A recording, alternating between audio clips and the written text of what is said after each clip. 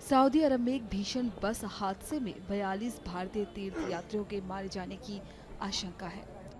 जानकारी के अनुसार भारत से उम्रा करने गए लोगों की बस एक डीजल टैंकर से टकरा गई, जिससे बस में आग लग गई। भारत के प्रधानमंत्री नरेंद्र मोदी ने इस हादसे पर दुख जाहिर किया है। पीएम मोदी ने सोशल मीडिया एक्स प्लेटफॉर्म पर लिखा, मदीना में हुई घटना जिसमें भारतीय नागरिकों की जान गई, उसे लेकर मुझे गहरा दुख है। मैं पीड़ितों के परिजनों के प्रति अपनी हार्दिक संवेदनाएं व्यक्त करता हूं और सभी घायलों के शीघ्र स्वस्थ होने की प्रार्थना करता हूं। रियाद में हमारा दूतावास और जेदा में हमारा वाणिज्य दूतावास हर संभव सहायता प्रदान कर रहे हैं और हमारे अधिकारी सऊदी अधिकारियों के लगातार संपर्क में हैं। इसी के साथ विदेश मंत्री एस जयशंकर ने भी एक्स हैंडल पर लिखा, सऊदी अरब के मदीना में भारतीय नागरिकों से जुड़ी दुर्घटना की खबर से मैं अत्यंत स्तब्ध हूँ। रियाद में हमारा दूतावास और जेद्दा में हमारा वाणिज्य दूतावास इस दुर्घटना से प्रभावित भारतीय नागरिकों और उनके परिवारों को पूर्ण सहयोग प्रदान कर रहे हैं। शोक संतप्त परिवारों के प्रति मेरी हार्दिक संवेदनाएं। घायलों की शीघ्र स्वस्थ होने की प्रार्थना करता हूँ। बता दें कि रियाद में भारतीय दूतावास और जेदा में वाणिज्य दूतावास आज सभी प्रभावित भारतीय परिवारों को पूरा सहयोग प्रदान कर रहे हैं।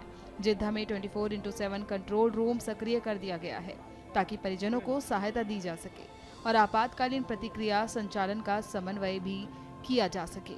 अधिकारी आज लगातार सऊदी अधिकारियों के संपर्क में हैं ताकि हताहतों, घायलों और अस्पताल संबंधी जानकारी प्राप्त की जा सके। तेलंगाना के मुख्यमंत्री रेवंत रेड्डी ने अपडेट मांगे और अधिकारियों को निर्देश दिया कि वे रियाद स्थित भारतीय दूतावास के साथ करीबी समन्वय बनाए रखें।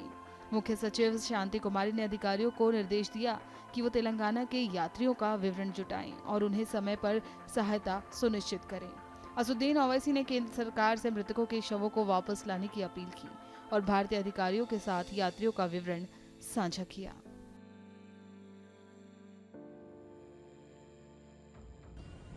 ये मुझे भी खबर अभी मालूम हुई है कि हैदराबाद के 2 ट्रैवल एजेंसी, एक fly zone tours and travels और अल मक्का हज एंड उम्रा के 42 हाजी मक्का से मदीना जा रहे थे बस में, और बस को आग लगने से मालूम हुआ कि सिर्फ एक शख्स की जान बची है। कंफर्म नहीं है, ये बात कह रहे हैं कि पूरों का इंतकाल हो गया।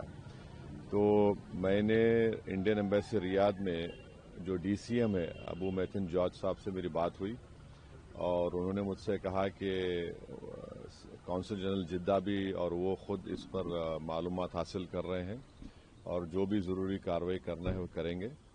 और साथ ही साथ मैंने इन तमाम उम्रा पैसेंजर्स के दोनों ट्रैवल एजेंसी से वीज़ा डिटेल्स लेकर कौंसल जनरल ऑफ इंडिया जिद्दा को और डीसीएम इंडियन एम्बेसी रियाद को और साथ ही साथ फॉरेन सेक्रेटरी को मैंने ईमेल किया है।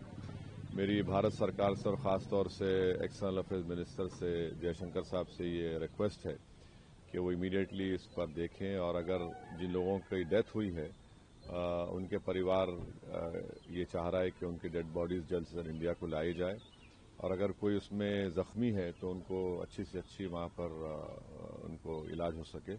ये मैं रिक्वेस्ट करता हूँ हमारे एक्सटर्नल अफेयर्स मिनिस्टर से और भारत सरकार से।